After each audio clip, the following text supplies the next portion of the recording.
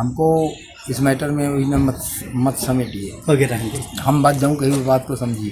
लगा हुआ है उसके बाद घूस न देंगे पेपर न होगा हमारा। अब नहीं लगा है क्या नहीं लगा, दिखाइए ना, आप दिखाइए ना। दर्शना मैडम वीडियो बनाती, दिखाइए उनको मैडम को। ये वीडियो बनने से नहीं, ये सारी बातें हम जो कलेक्टर साहब को बता चुके हैं कि पेपर में घूस नहीं जाती है तो यहाँ पेपर नहीं होते हैं। रीवा संभाग के आरटीओ कार्यालय पर एक बार फिर गंभीर सवाल खड़े हुए हैं। एक शिकायत पत्र में परिवहन विभाग के अधिकारियों और कर्मचारियों पर लाइसेंस बनाने के नाम पर खुलेआम वसूली और मनमानी करने के आरोप लगाए गए। शिकायतकर्ता का दावा है कि ड्राइविंग टेस्ट पास करने के बावजूद उसका लर्निंग और स्थायी लाइसेंस समय पर जारी ही नहीं किया गया। आरोप है कि आरटीओ कार्यालय में एजेंटों और दलालों का ऐसा नेटवर्क सक्रिय है जहां बिना अतिरिक्त पैसे दिए आम लोगों के काम लटकाए जाते हैं। शिकायत में यह भी आरोप लगाया गया कि कई आवेदकों से ड्राइविंग लाइसेंस के नाम पर हजारों रुपए वसूले जाते हैं, जबकि निर्धारित सरकारी शुल्क से अधिक रकम लेने का कोई प्रावधान ही नहीं। इतना ही नहीं, कार्यालय में बिचौलियों की भूमिका पर भी गंभीर सवाल उठाए गए। शिकायतकर्ता का कहना है कि यदि कोई व्यक्ति अतिरिक्त पैसे देने से इनकार कर दे तो उसका लाइसेंस जानबूझकर रोक दिया जाता है या फिर तरह तरह की तकनीकी आपत्तियां बताकर उसे बार बार कार्यालय के चक्कर लगवाए जाते हैं। परिवहन सलाहकारों ने परिवहन विभाग से पूरे मामले की निष्पक्ष जांच कर दोषी अधिकारियों और कर्मचारियों के खिलाफ कड़ी कार्रवाई की मांग की है। साथ ही कार्यालय में व्याप्त कथित भ्रष्टाचार और अवैध वसूली पर रोक लगाने की भी अपील की गई है। इसमें लगा देख लीजिए आपका यूनियन बना है तो हम भी, यदि दर्शना बातें मानती है ना कि हम यूनियन देते हैं अपने यहाँ, तो हम भी किसी संगठन के अध्यक्ष नहीं, ये सब बोल रहे हैं लेडीजों के सामने। बन जाते हैं तो इनके काम कैसे रुके हुए हैं? इनके पास अभी 2-4 लोग बैठे। नहीं, इनका काम खुद का कुछ नहीं रहता। आपने काम दिया, आपको नहीं पता, इनने ला के दे दिया। जो कमी होगी तो हम आपको बताएंगे ना। ये बीच में ना पड़े तो हम आपको डायरेक्ट बता दें। ये क्यों बीच में या तो ये बताएं काम आपको क्या रुका है। हो सकता है कोई पब्लिक जो है इनके पब्लिक हमारे पेपर नहीं जानते। कौन कितनी पब्लिक, कौन सी पब्लिक, किसके नाम से है मिश्रा जी? कहाँ है वो जो है? उसी दिन आए थे, इनके सामने आए थे, प्रेजेंट हुए थे। बताइए कहाँ है? स्पष्ट नहीं है। अरे अभी भी लड़ाई हो रही है क्या? वो आई क्या, मुझे बताइए कहाँ है? दर्शना बातें कहने से आदमी नहीं आता, बिना आए फोटो उतर जाती है। आदमी नहीं आता, बिना आए फोटो उतर जाती है। अभी कहाँ है? रोज नहीं आते मैडम, ये नहीं बताइए, रोज नहीं आते। पेपर दिए 10 दिन हो गए। उनको तो आना पड़ेगा। नहीं ना आना पड़ेगा, कहीं सर्कुलर में नहीं लिखा है कि 10 दिन आना पड़ेगा, है ना? नहीं घूस देंगे इसलिए नहीं हुआ ना। जब मीटर लगा हुआ है उसमें आप बताइए, और उसमें आधार लगा हुआ है, उसके बाद घूस न देंगे पेपर न होगा हमारा। अब नहीं लगा है, क्या नहीं लगा, दिखाइए ना, आप दिखाइए ना। दर्शना मैडम वीडियो बनाती, दिखाइए उनको मैडम को कि लगा है मीटर की नहीं लगा है। नहीं 10 दिन 12 दिन चेक करने में नहीं लगता मैडम। ये वीडियो बनने से नहीं, ये सारी बातें हम जो कलेक्टर साहब को बता चुके हैं कि पेपर में घूस नहीं जाती है तो यहाँ पेपर नहीं होते हैं। नहीं तो आप किसी लेडीज को बुला के लेडीज का वीडियो बनवा रहे हो, ठीक है। हाँ, इसलिए बनवा रहे हैं कि हमें पेपर में जब पेपर हमारा कंप्लीट है। आपके भी काम यहाँ पे आरटीओ साहब करते हैं कि ठंडे बस्ते में पड़े हैं? निश्चित तौर पर करते हैं, लेकिन जिसमें सीएफ जाता है यानी जिसमें पैसा दिया जाता है वो हो जाते हैं मैम, जिसमें नहीं हो। अब उदाहरण के तौर पर ये जो इसके पूर्व परिवहन क्षेत्रीय परिवहन अधिकारी मनीष त्रिपाठी साहब थे, ये हाईवी का प्रक्रिया है। ये सारी प्रक्रियाएं मैम हमारे द्वारा पूरी कर दी गई हैं। साहब का ये वेरिफिकेशन देख लीजिए है, लेकिन अब ये चूंकि उन्होंने करके दिया था, अब ये साहब की वेरिफिकेशन को मान नहीं रहे हैं, बोल रहे हैं कि इसको नहीं मानते हैं। अब इसको फिर से तो जो हमने काम करवाया तो ये तो हो गया मैम।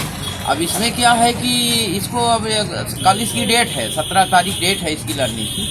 तो अब ये मान लीजिए कि अब इसमें अगर हम लगभग 2000 का खर्चा भी है, जो कि 1800 रुपये इसमें जाएगा, तो अगर पैसा नहीं दिया जाएगा तो कल इसकी लर्निंग खत्म हो जाएगी मैम। नहीं तो पैसा किसको दिया जाएगा? आपके कागजी कामों के लिए पैसा है कि घूस के तौर पे? ये मैम ये तो हम ये नहीं कह सकते हैं कि कहाँ जाता है, किसके पास जाता है, लेकिन ये सार्वजनिक है कि हाईवी का लाइसेंस के अगर वहाँ परमानेंट का 1800 रुपये सीएफ जाता है, किसके पास जाता है सेक्शन में तो जमा होता है। बात सच है, सभी जितने एजेंट हैं सभी लोग जानते हैं। काम वो जाते हैं, दिक्कतें बहुत हैं। किस तरह की दिक्कतें हैं? साहब यहाँ आते नहीं हैं और सबसे बड़ी दिक्कत है जो ट्रांसफ़र शाखा है दर्शना वागड़े मैडम है ना, वो बहुत मुँह मांगा पैसा मांगती हैं। ठीक, और सबसे बड़ा ताजुब लगता है कि जो गाड़ी मित्र लोगों की मित्र हो जाती है और उनके पत्नी के नाम से हो जाती है, उसमें भी सुविधा शुल्क मांगा जाता है। जिनका देहांत हो जाता है, देहांत हो जाता है, हाँ, उसमें भी सुविधा शुल्क मांगा जाता है। तो ये कौन मांगता है? सुविधा शुल्क सेक्शन में जो प्रभारी मैडम हैं, जैसे दर्शना वागड़े हैं, वो मांगती हैं। कितना लगभग मांगती हैं? बहुत ज़्यादा मांगते हैं मैडम, बताइए। जिसमें फीस कटती है 600 रुपये, उसका लेते हैं लोग 1500-1600 रुपये। नहीं तो क्या ये प्रावधान में है, क्या नियमन है? इसी के कारण तो हमारे देश का मतलब पूरे विश्व में ग्राफ गिर रहा है, घूसखोरी और भ्रष्टाचार के कारण। सिर्फ घूस के तौर पे मांगी जा रही? फीस का सुविधा शुल्क मांगा जाता है, घूस मांगी जाती है। आपकी जो फाइलें हैं वो कंप्लीट होती हैं? जब आरटीओ साहब नहीं बैठते तो आप लोग अपना काम कैसे करते हैं? सेक्शन, जो सेक्शन बने हुए हैं उनमें फाइलें दी जाती हैं। अच्छा, जो जिस सेक्शन का है उसमें सेक्शन में आप लोग फाइल दे देते हैं? जी जी जी। फिर फाइल वहीं बैठे बैठे अपने से ही हो जाती है, कोई नहीं आता? अब सेक्शन को तो हम लोग जानकारी नहीं, फाइलें कहाँ जाती, कहाँ से होके आती हैं।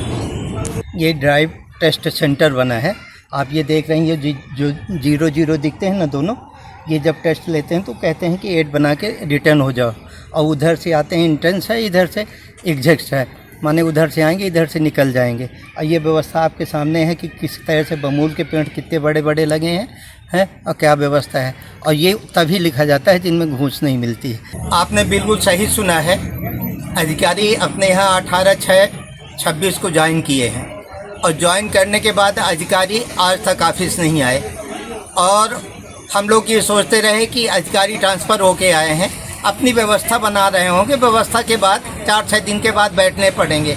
और जब ये अधिकारी बैठे नहीं तो एक दिन परेशानी बस 9/7/26 को इनके खिलाफ हम वहाँ सूचना भी दे आए हैं कलेक्ट्रेट में कि अधिकारी एक भी मिनट के लिए नहीं आते, और इतनी परेशानी होती है ऑफिस के अंदर। लोग बाग जब आते हैं तो कहते नहीं अधिकारी तो आ गए हैं, क्योंकि अधिकारी आने की सूचना सबको हो गई कि अधिकारी आके ज्वाइन 18/6 को कर चुके हैं, लेकिन आज तक अधिकारी ऑफिस नहीं आ रहे हैं। आप ये मान के चलिए यहाँ काम की नई व्यवस्था बनाई गई है आरटीओ आशुतोष सिंह भदौरिया जी के द्वारा।